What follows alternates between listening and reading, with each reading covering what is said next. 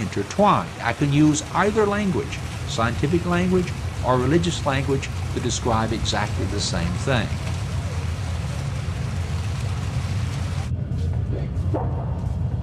Human beings in the far future will be primarily virtual humans.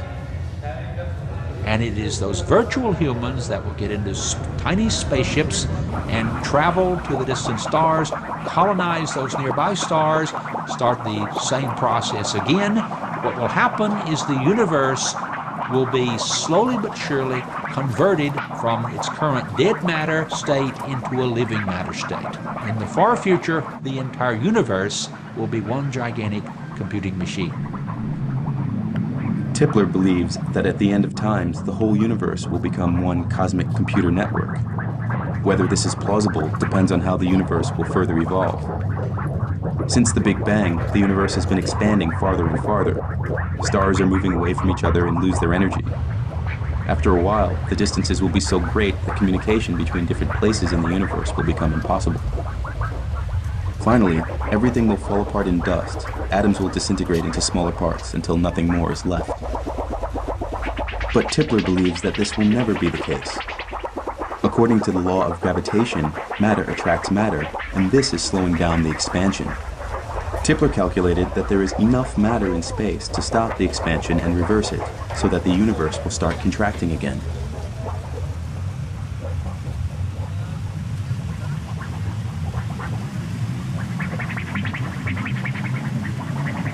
As time proceeds further, the universe begins to collapse, life extracts gravitational energy, until finally the entire biosphere evolves into the omega point. Now the omega point is not in time. It is not in space. It's beyond space and time. It's the ultimate limit. The omega point is omniscient, knows everything that can be known. It has infinite power, we can call it omnipotent, and it exists throughout all space. We can call it omnipresent. So I can identify the omega point with God. Tipler gives us a clear concept of God. It is an intelligent computer network, a network that will enclose the whole universe. It will contract to a single point, but according to the relativity theory, when space becomes zero, time and energy will become endless. This minuscule but cosmic computer network will live in eternity with eternal energy, and the good news is that it will be able to save us all.